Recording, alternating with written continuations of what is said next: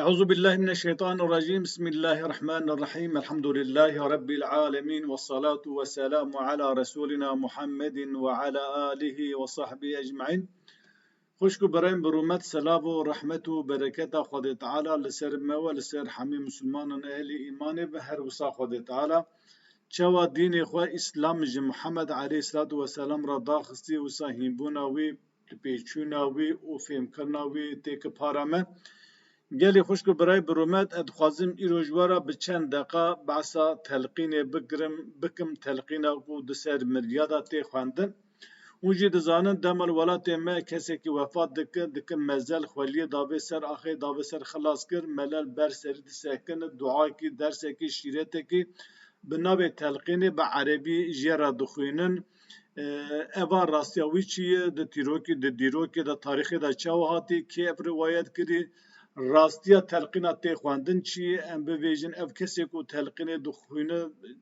دلیل اثبات وان چیه چما از جانت صحبت خدا دویم تشتکی بنابه تلقین د اسلام دا تونه او دلیل حجت مچی دلیل اثبات مچی کو ام نه تلقین کو پیغمبر نه گوتی اف حدیث نه حدیثا اف گوت متن هانه نه حدیثا پیغمبر تشتکا دجی قرآن و اسلامی ام دخوازی رو به چند دقیقه بحثا ویا بکن موجی دزانن کو گوا مری دمرن لسر مزل دفن کر ملر و دنی جرا دعا کی به عربی دخونه تلقین او دده د عربی دا دویجه امری دویا فلان کسی کوره فلان جنی که آنها دو ملائکت بناوی نکیر و منکر داد که وسرته تی ام تی باته جتت پرسه تو زمانه که فسیح بز قلبه که حسان به زمانه که فسیح تو بویجه ربی مخاده تو بویجه اشهد ان لا اله الا الله دویجه وصل ام بویجه درس اوی دده شیرت اوی دده گوتو تو بوی شکل هانینا تو برسی باوان بدن یا راسی اوی چی مخواست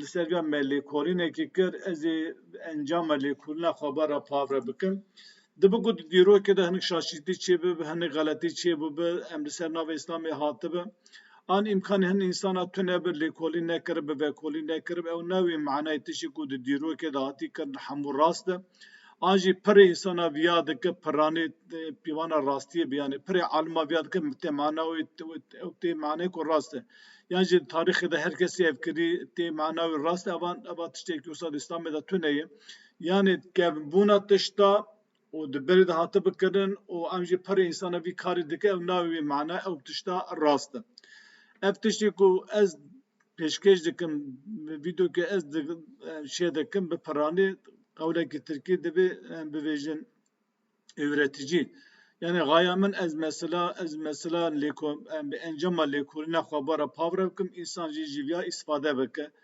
ji insanı reze zedetir ed xwazim alim û mella şeyh kesê ku van sohbet hene godarî dike Erebî dizane baş diviya bihesîne baş diviya godarî bike û rasiya telqînê li gora ku hatiye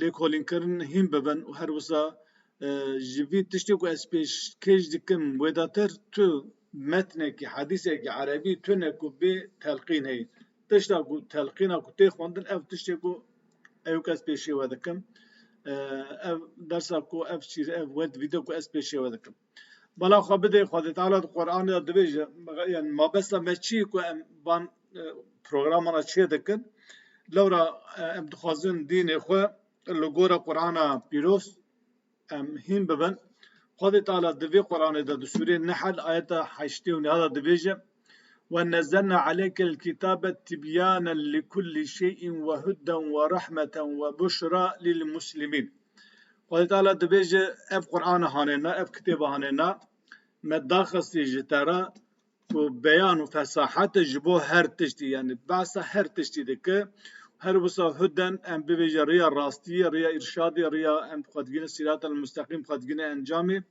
وهر وصل رحمته في القرآن ده رحمته بركته خير وخشيه وبشرا للمسلمين هر وصل ابتشتكو مشترى داخل في القرآن بيروز ابي مزگینی جبو مسلمانا يعني کسی کو تسلیمی فرمان خدا به قرآن لحیات خود تنظیم و تطبیق بکه اف قرآن هانه چیه ام به مزگینی ددوان وجا ام باسا اوی بکن ام باسا چه دکن ام باسا تلقین دکن تلقین چیه مثلا تلقین چی که تلقین ام بویژن که تلقین روایت کریه او هارنا تلقين أبم عن سعيد بن عبد الله الأودي سعيد كره عبد الله الأودي هاتي رواية كرني قال دبي عبد الله دبيجي شهدت أبا أمامة الباهلي أبا أمامة الباهلي بأصحابي كي پیغمبر علیه الصلاة والسلام د سال 86 هجری دا وفات کریه قبا وفات دکه سعيد كوري عبد الله أودي دبيجة شاهد أبا إمامه بوم وهو في النزع أوجد بار سكرات دابو إذا روح جي دار كذا بيدا نخوشا مرني دابو فقال أبا إمامة قود إذا أنا مت فاصنعوني بي كما أمرنا رسول الله صلى الله عليه وسلم أن نصنع بموتانا دبيجة سعيد كوري عبد الله أودي دبيجة الشاهد مرنا أبا إمامة الباهلي بوم وی گو گاوا از مرم چوا پیغمبر علیه الصلاة والسلام امر مکری ام چوا ملگی خود دفن کن دوی هونجی من وسا دفن بکن بجا دوام دک امرنا رسول الله صلى الله عليه وسلم ابا امامه دوی پیغمبر امر مکری فقال قوت إذا مات أحد من إخوانكم دما مربك جبراي ومر مسلمانك براي وكسيك مر فسويتم التراب وخلي آبد سر على قبره وآخ آبد سر قبره وقبره وكر قبره آخ آبد سر فليقم أحدكم عين على رأس قبره برا يك جوا جنسانك جوا برا برسر قبره بسكنه ثم ليقول برا وهاب بيجي يا فلان ابن فلانة يا فلان كسي برا فلان جنكي فإنه كسي مري يسمعه ودبهزة يعني دنجي تلقين دخون تهرم مري ولا يجيب جواب ناد يعني مري جواب ناد ثم يقول برا بيجي يا فلان ابن فلانة يا فلان كسي كوري فلان كسي جارك دم ببيجي فإنه أمري يستوي خرازدك قاعدا رودني ثم يقول برا كسيكو تلخين دخين برا ببيجي يا فلان ابن فلانة يا فلان كسيكو ري فلان جنكي فإنه مري يقول دبيجي أرشدنا رحمك الله دبيج مرا إرشادا ما بكر حما خدي التبج تلقين يعني بمري برسيبا إيكو تلقين ده برسيبا ده أرشدنا رحمك الله دبي رحمة خدي التبت إرشادا ما بكر بباري الراس راسي شيء مرا بفيجي يعني أم بفيجي كوبيا ما بدم ما وأم شوا برسيبا نكرو منكر بدم ولكن لا تشعرون دبي هون تشتكي جي سعناكن يعني أم بفيجن دنجوي نايوه أمي قام ملاكات مري وصادفي دنجوي نايوه فليقل بلو كسيكو تلقين الخون برب بيجي اذكر ما خرجت عليه من الدنيا دبي ببيرا وخابينا او تشتاكو كل الدنيا يبول جام تبتو دركت او جي ابا شهادة أن لا إله إلا الله ببيرا وخابينا وان اي كسي مري کو شهادت بینو تو بیجی جبیلی خدا معبود بالحق جبیلی الله تو إلهي كدن تنية هروسا وأن محمدا عبده ورسوله هروسا شهادتي ددم محمد عبد خدي ورسول خدي وأنك رديت بالله ربا تو دنيا دا ربيت الله بو وبالإسلام دينا تو بإسلام راضي بو دينة إسلام بو وبمحمد النبي محمد نبي أنبي نبي رسول تبو قاصد تبو محمد بحمد قبول كربو وبالقرآن إماما وترازي ببوك قرآن إمامتين أو حديثة هاننا أو متن هاننا أبا إمامة الباهلي أن بفيجن يك بنابي سعيد بن عبد الله أودي رواية قدبي الشاهد أبا إمامة الباهلي بنقام وفات كر گو پیغمبر آهوا گوتی هوش من آهوا دفن بکه و وی تشتهانه مرا بخوینا ev ji biya zêdetir hedîsekî metnekî din tune behsa telqînê bike. Eba İmamete el-Bahilî jî sala 86 hicrî de wefat kiriye. Heta wê wextê tu kesekî behsa telqînê nekirî. Yani ev carekî ecêb e. Heta ku eba İmamete el-Bahilî neketî ber nez'a ruh kesî jê nebihîstî ku Peygamber ahva gotî û tu kitêbekî hedîsa jî ev hedîsa rivayet nekî mina Buxarî mina Ebê Müslim an jî kirbe min nedîtî. Raz nadim pir lêkolîn kir. Sade di ewa Taberî de heye. Evaye bêje ev tiştê hanêna ev du rêzê hanêna telqîn ev e. Li gora ku em bibêjin eba İmamete el-Bahilî dibêje.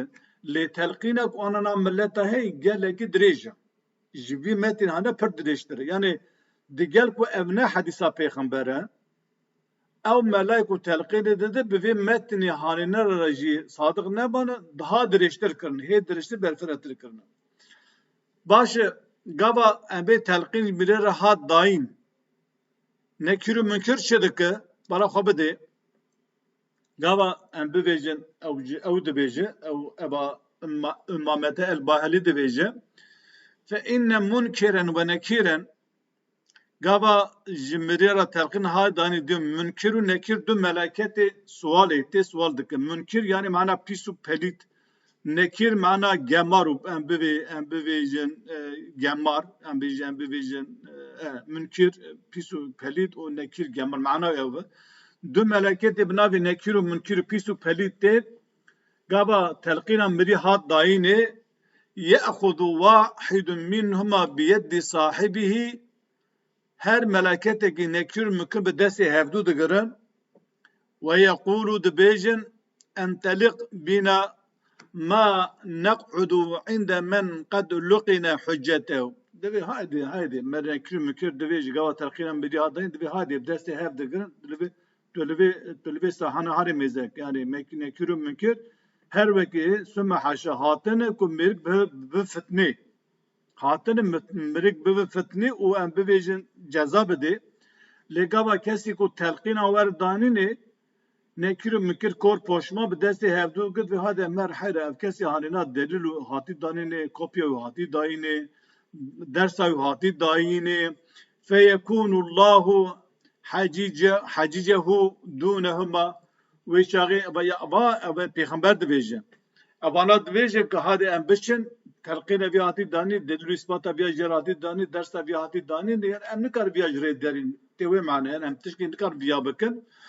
İca ev de peygamber gotiye feyekûnu Allahu hacicehu dûnehuma ve çağı li hember em bivê fitna nekir û münker Xwedê Teala biye em bivê alîkarê kesê mirî ku nayê li wî ji rê derxîne sümme heşta wisa tê ew kirine û paşê em bê nekir û minkir ji wir dişin.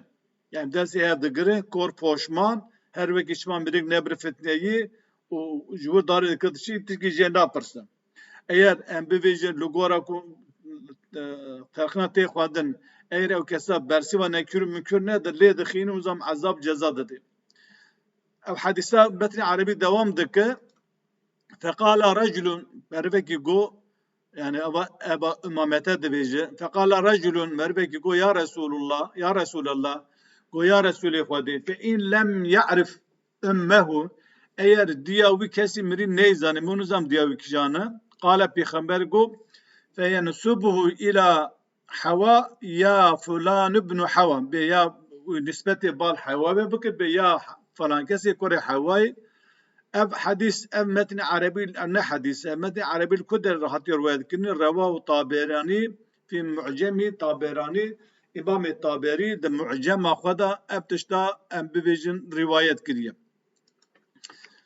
Metnê ku tê gotinê ev vayaye telqîn vaye em dixwazin bi çend delîla bidin isbat kirin ku ev metnê hanîna ne hadîse metnek Erebî û iftiral Peygamber aleyhissalatu vesselam dibigo eba İmame el-Bahilî jî em negotî. Yani evê ku gotin eba imamete el bahiliye tişa goti wan iftiral wî kiriye.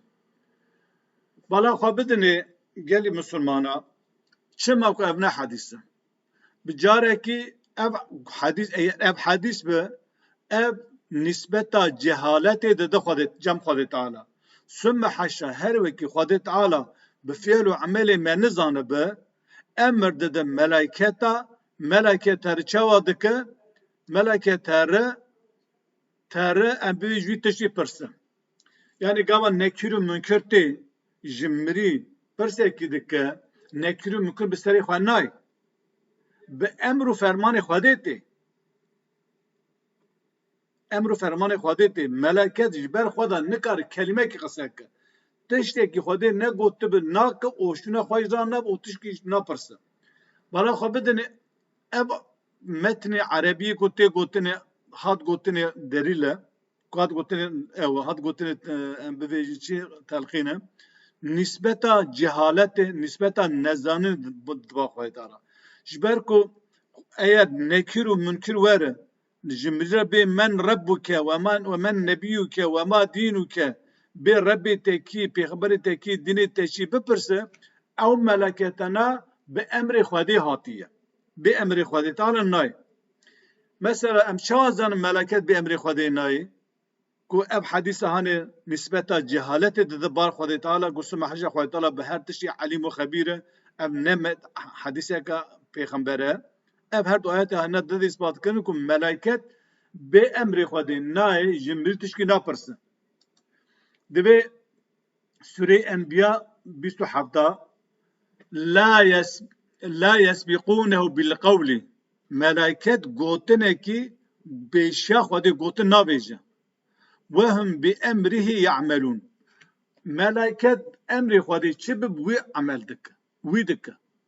Adu da Sûreyê Nehl ayeta 5 yexafûne rabbehum min fewqihim. Rebbê wanê li ser wan e êgo ji wan mezintir û bilindtir e ji wî de tirsin meleket. Yef'alûne ma yu'merûn. Çi emrên werkirine wî dike. Ev her du ayetê hanê dide delîl îspata wî yekî ku meleket bê emrê Xwedê tiştekî nake. Baş e ew nekîr û münkir tê divê men Rebbuke ve men dînû men Rebbuke ve men nebiyuke ve ma dînuke Rebbê tekî pêxemberê tekî dinê te çi ye? Gava tê wî pirse ji wekîltiya Xwedê de tê. Xwedê ewşandî. Sümme heşa Xwedê nizane nekîr û münkir tê. Nizane Feyzullah Yalçîn, Rebbê Feyzullah Yalçîn kî dînî wî çi îşkere ibadet kirî. Nizane ku rabise xwe meleket de dişîn ku her bipirse ji wî miriyê bi evdê bipirse Rebbê wî çi ye. Xwedê dizane. Em çawa zanin Xwedê dizane? Bala xwe bidê. Em çawa zanin Xwedê dizane? Em çawa dizane Xwedê dizane? Bala xwe bide bira. Divê ji Sûre Fatir ayeta 10 heta 12. İnfitar ayeta 10 heta 12. Ve inne aleykum lehafizîn. Bêguman li ser we muhafiz hene. Duhav dergevan hene. Duhav bekçî hene. Kiramen katibîn. Du nivîskarê qenc û baş in. Ya'lemûne ma tef'alûn. Tişta ku hûn dikir dizane. Em çi bikin? An elbet çi qise dikin? Meleketê milê rast û şevê dinivîsîne. Her wisa Xwedê di Sûreyê Qaf ayeta 18 dibêje ma yelfîzu min qewlin illa ledeyhi raqîbun atîd. Merivekî gotinekî nabêje îla li bawî meleketek heye çavdêr e, guhîlê ye û etîd dinivîsîn û dijmêre. Ev her du ayetê hanê din îsandan delîl îspata wî yekî ku ez çi bikim tu çi bike benî Adem evdê Xwedê çi bike meleket yek bi yek dinivîsînin ba Xwedê tobarkirî qeydkirî Xwedê pê dizane. Madam ki Xwedê pê dizane çawa rad ve ser xwe ji meleketê xwe re divê ji nekîr û münkir re her ji kesê mirî pirse bê Rebbê te kî pêxemberê te kî û dinê te çi ye. Eva bawekî nezanî nispeta nezaninê di ba Xwedê Teala. Her wisa bê ku em bibêjin meleket binivîsîne yani bê kîramen katibîn Yani çema en bi Xwedê Teala melekete sen milê mecbû ku emelê me binivîsîne ku roja kıyametê em çû huzura Xwedê Teala ku Xwedê Teala di ispat kirin ku ez zulmê we nakim. Aha va meleketê min fi'l û emelê we nivîsandî Xwedê Teala eqwa adil e. Tiştekî bê ku te nekir nakisûyete bi şahid û ispat kisûyete dibêje ha meleket eva tek tek nivîsandî gava tu tiştê meleketa rej bike çavê te devê te nigê te goyê te tê vücudê cermê te tê ziman ew ser te şahatê dide ku Xwedê Teala zulmê nake. Qet meleket nebe. Meleketê milê rast û çepê nenivîsîn. Ma Xwedê nizanim me çi kirî. Xwedê dizane. Mesela bira xwe bide vê ayetanê na.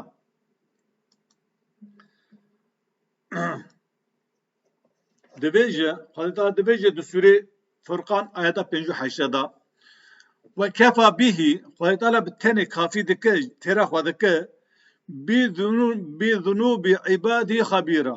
Xwedê Teala tenê bi xwe xebîr têr dike dizane ku ebdê wî çi guneh kirî. Xeberdar e. Qet meleket nenivîsînî jî kîramen katibên nenivîsînî Xwedê Teala vêya dizane. Vetequllâhe ji Xwedê bitirsin. İnnallâhe alîmun bizâti sudur. Maide heft. Divê ji Xwedê bitirsin. Ne ku Xwedê bitirsin.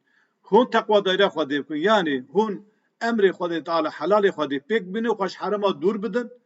Lewra Xwedê Teala bi zatê singa çi dil da derbas ve dizane. Baş e? İnnallâhe bima te'melûne basîr. Bêguman Xwedê Teala tiştê ku hûn dikir dibîne. Wallahu Bekara 110 em bibêjin. Wallahu bima ta'melûne xebîr. Xwedê Teala tiştek ku hûn dikir xeberdar. Bê ku meleketê rast û çepê binivîsîne, bê ku em bivê meleket rapor ji Xwedê re deftera emelê me pêşkêşê Xwedê bike, Xwedê Teala ji xwe carekî dizane. Diger ku Xwedê dizane, mirov çawa dikarin nisbeteka bide ba Xwedê Teala bivê gava kesekî mir ket mezer wê çawa bi Xwedê Teala meleketê xwe bişîne bê men Rebbuke ve men nebiyuke ve ma dînuke. Rebbê te kî ye, pêxemberê te kî ye û dînê te çi ye. Eva li gora van ayetana em bedanişan me da ispat kirin ku ev kesî ku telqînê dixwîne sümme heşa em bibêjin nispeta nezaninê di bar Xwedê Teala nezanî xwe dikin sûyê Xwedê Teala. Gava em zarok bûn yekê sûcekî dikir mezinê gun rûspiya diku gava tu çû qereqolê bivê ahwa îfadê xwe bide bira tu ceza nexwe. Ev kesê ku telqînê dixwîne bi nezanî yani kültûrekî nam milleta hatî bicîkinî kesî ser lêkolî nekiriye. Yani feqî sêdê xwe bîstî, sêde sêdê xwe bîstî. Wisa kültûrekî hatî û di erebî de gava tiştê ku qale Resûlullahê gava Xwedê pêxember wa gotî av li çe muqaddiyat sekinî îdî îcab nekirin lêkolînê bikin. Vêje sûcê em bivê mela ninin. Em bivê em sûcî nekisûyê hin kesa. Lê bi piranî em gi sûcdarin. Ji ber wê insan li ba Xwedê Teala dînekî nerast difroşe Xwedê Teala. Li ser mirî, li ser mezel ji mirî re dibê ha mezeke ya falan kesê kurê em bivê Edûlê ya Abdullah kurê Edûlê na meleket tê ser te. Gava haz te pirs kir tu bê Rebbê min Allah e. Xwedê Teala te bihîze. Dengê te tere Xwedê Teala. Tu tiştekî dike tu dînekî tişteka nerast difroşe Xwedê Teala. Tu tişteka nerast ve dîn difroşe Xwedê Teala. Ava jî yani kêmasî ki mezin ji bo insana vê nezaninê vê cehaletê sû meheşe nispetê Xwedê dike her wekî Xwedê nizane tu raviste xwe kopya dide mirî mirî ez kopya dim te meleket hato bê ji xwe Xwedê Teala jî heye û ya meleket jî gava kesî ku kopya wan dabê sû meheşe kopya dabê meleket jî çawa em pêşî baz kir ne kir û mikir bi destê hev digire kor poşman dibê haydi em cem jî her canim divê kopya vê hatî dayînê Xwedê Teala alîkarê viyayê em nikar viya ji rê derîne ji wir diçe. Eva tiyatroyu. Ava ne İslamiyet e. Kesekî piçekî eqlî webe qasî misqalê zerre eqlî webe eğer misqale ki Müslüman jinabaro ka ve Kur'an'ı haydar ba evan tiyatro hanena vak din peşkeşi insana ne dikirin. Divi avay ev delila yekem ko ev metin hanena ne hadisa peygamber çiye tişteka duru hati çiye kirni. Tişteka din nişane ve bedim. Delila duemin ko ev hadisa ko te ko taqin ko te ko qadini ko ne hadisa peygamber zidde Kur'an'ı. Zidde Kur'an'ı. Çaraz ne zidde Kur'an'ı. Bala xabide ve hadisane ve gerk hadise dena heye. Em jwara nişan bedim. Dibêje çi dê hûn dizane divê gava em bivêjin mirî mir kir mezer nekir û mükir tê ser ruh dikevin mirî te fêm kir o mirî sağ dibe nekir û mükir sualê meleketê suala meleketê gibi navê pîs yek navê kotibî jê pirsa dike. Hadîs dibêje ev hadîsan tamam kitêbê hadîsa heye divê innel meyyite iza wudi'a fi qabrihi gava mirî hat defen kirin qabra xwe hat danîn kirin qabrê ve tewella anhu ashabuhu gava hevalî pişta xwe danê çû em bî kesê ku mirî kir mezir û pişta xwe dayê çû ennehu mirî la yesme'u qar'a ni'alihim divê ji mirî dengê xişixişa pêlavê ku kesê ser mezar tarê diçe. Dişim mirî, yani mirî dibihîze van tişta. Te fêm kir. Lawra divê mirî dibihîze, loma melle telqîn dixwînin. Mirî heta lazekî berê sağ bû, kelimekî erebî nizanî bû, kelimekî erebî nizanî bû, mêrik mirî kirî mezel, ruhê wî derketî, teze mele derkev jera telqînê didi, mêrikê bê ruh teze erebî de alleme. Yek jî malbavêranî ki mezin divir da, tê gotinê ku kesê mir, li cennetê zimanê wan bi erebî yani kesê mir îro şû de giştik bi erebî qese dike. Ji Adem bigire heta qiyametê. Ev jî tişteka boblatekî boxtanekî mezinin suyu Xwedê tekirin suyu Xwedê Teala. Xwedê Teala bi her zimanê zane. Xwedê Teala nabêje ve min ayatî ixtilâfu elsenetikum ve elwanikum sûrê em bi Rum'da. Ne Xwedê Teala dibêje ji ayetê Xwedê Teala cihêcihbûna rengê û zimanê ve ji ayetê Xwedê Teala çi mal axiretê tenê em bivêjin li wê axiretê tenê ziman bi erebî ye? Ji ber wê bi erebî jêra ew ê dixwînin. Telqîn dixwînin. Ev hadîsa ana min pêşkêş kir divê ji gava kesî ku kir mezer xwelî avê ser millet ji wir çû ruh tê dikevin cesed bivêje xwe şar dibin serî dikevre hadî dike ew ji hadîseka dirênê bi nanî hadîs bo dirêj nebe wê şerê gava millet ser mezer çû dengê solê nigê kesî li wir diçe xişxişa dengê nigê wan diçe çi diçe mirî. Ev hadîs û hadîsê mînaviya ziddê Qur'anê ye. Ziddê van ayetê pîrozin. Bala xwe bidê. Ziddê Qur'anê ye. Xwedê Teala dibêje çi? Sûrê Neml ayeta 8, Sûrê Rum ayeta 52, Sûrê Fatir ayeta 22. Dibêje evan ayetê hanêna ji xwe pêxembera divê tu dengê xwe nagînî miriya. O divê tu dengê xwe nagînî miriyê di gora da. Lê ême Müslümanê me vê hadîsanê pêşkêş kir divê ji mirî dengê solê me ra dibîze. Xwedê Teala ji pêxembera divê dengê tu dengê xwe nagînî miriya, mellet bi telqînê dengê xwe digînî miriya. Tam dînekî ziddê hevdû. Dînê Xwedê rast e, dînê ku bi navê hadîs û neqilatê ne rast e. Te vêje fehm kir? Bala xwe bidê em ayetên bi hev re bixwînin. Kesî erebî zanî ji xwe zan ê nizane bira bizanibe. Ev her du ayetê jor Neml 8, Rum 8 û 52 hema bigre mîna hevdû ye. Em yekê bixwîne. Fe inneke ya Muhammed pêxwedaş pêxembera dibêjim la tusmi'ul mewta. Tu bi miriye nadibihîstin. Ve la tusmi'u summe du'a iza wellew mudbirin.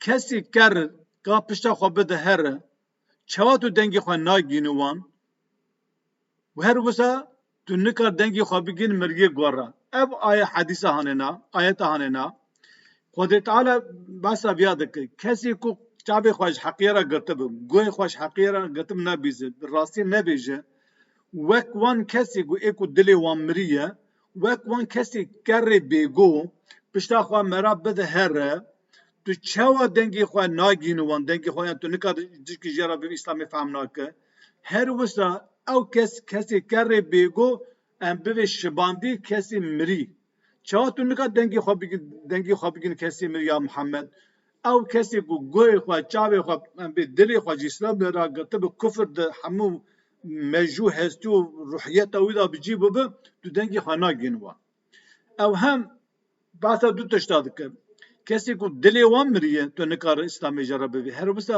آیت دیدی فإنك لا تسمع الموتى دنگی خو تو نکار دنگی خو بگین مریا لملا بفيا دنگی خو بتلقين دنگی خو بگین مری او حدیث ها نیج دبی مری دنگی خشخش انگی مسعدک خودی بترسه خودی راز دبی یا تشتی کل ناوی پیغمبر هاتی نقل کن راز دبیجه آیت دلنا دبیجه چه وما يستوي الأحياء ولا الأموات مري وساق من هب ناوة يعني ساق ومري من هب ناوة البته ساق ام بي خفته وكاري وعملي ومري شو مريه إن الله بيقمن خواهد تعالى يسمع من يشاء خواهد تعالى كيف خواهد بيد بيستن وما أنت يا محمد بمسمع من في القبور تو کسی کو د قبران د قبرستان د ګوره د مری د ګوره د تو وان دنګ خو نه د بیسن توش کی وان نه د بیسن اب هر دو آیت هانه دا نشان وی کی کو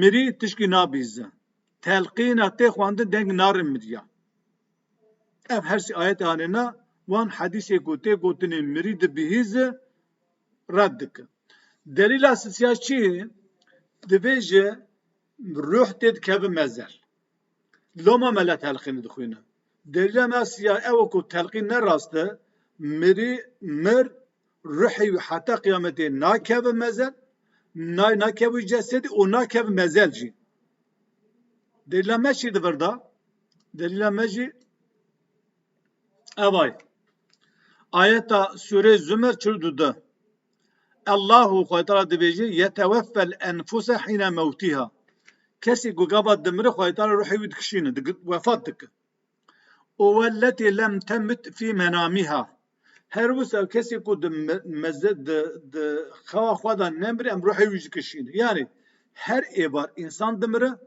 her sebe insan sardığı فيمسك التي قضى عليها الموت خد تعالى او كسي کو در حق ودا ام بهم امر برني هاتي دايني اجري وخلاص بهم مري خاطر روح الجام خادقره ويرسل الاخرى اودنا ايكو رازاي روح دشيني الى اجل مسمى حتى دمك اجل وهاد ان في ذلك بيغمن دبيادا لآيات لقوم يتفكرون دفي آيات هاننا دفي مثال هاننا شيرت ودليل وشيرت وإثبات جبو قومي كو بفكر إي قومي كو نفكر عقل خواتيك بريكا بخاري تيك بريكا مسلم تيك بريكا ترمزي تيك بريكا طابري تجاري اللي بقرآن نفكر هل بتجبي آياتي فيها فهمناك أو بي آياتي جبو خاطري كو سوابق أزنج دخوينه جبو كو ختمه بخوينه دخوينه هاي تعالى دبردا دبيجي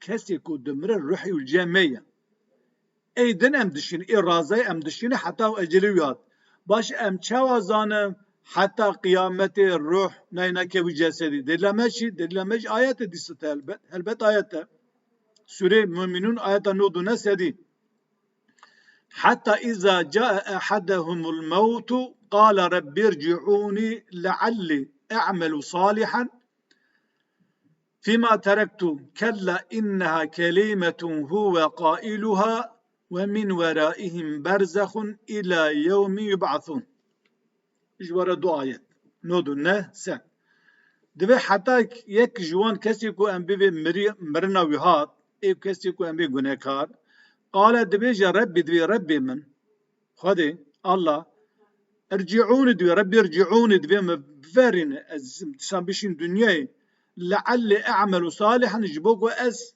فيما تركت دوان روزی کو من بوش برادای درباز کری خالی درباز کری و عمر خود از عمل صالح بکم یا عبدك صالح مر باته كلا خويتات بناخد انها اوا كلمه هو قائلها اب قوتنا اي خدي خوي يعني تو قوتنا دبيجي اب قوتنا جام درباز نابا ومن ورائهم پشت مرنه پشت دیوانا برزخون برزخ الى يوم يبعثون حتى روجا که هم بشاندن یعنی حتی روجا که سوری دا ور پفکرینه که هم جاره که دنه نا ساق ببن هر جمع خود تعالی با خود تعالی حساب ام به کار و کری خود بدن حتی وی چاقه اف روحا ناکوچه ناکوی جسدی باشه اب آیتانی دلیل اثبات وی که دان نشان مدده کو کسی کو مر روح جاره گدن لجسدی و نازور پشتی کو بابان دلیل اثباتن ما پیشکش کر یعنی ملا درکتن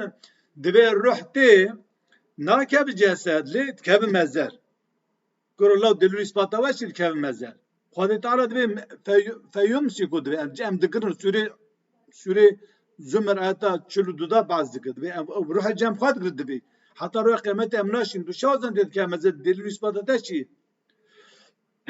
اب آیتانه دلیل اثبات ویه که کو روح ناکب مری و مری جی نابیزن کاوا روح جسد درکت جسد و منا تخته کی ایکو حیات جان ده جسد روح جی تربا خود تعالی ایکو جسد ایکو جزاد کشی نه روح نفس انسان حسیات انسان پجن انسان دوگو düşünce انسان و فیزیکا انسان وانا جسد کشی روح مخلوقه کی فیزیکا ما مخلوقه کی نفس ما ام به حسیات ما مخلوقه گدن انسان جسی عنصر پکتی فیزیکا ما ام به فیزیکا ما گوشت و خون و ام به جن هستیه ما هر وسا روح و نفس ما ev her siyana metke insan جوی و جوانه تزانه گلی بیشتره دیجی که محضنا پیشکشی وکر ابدا اب تشتی گوتنی به نام تلقینی حدیث نه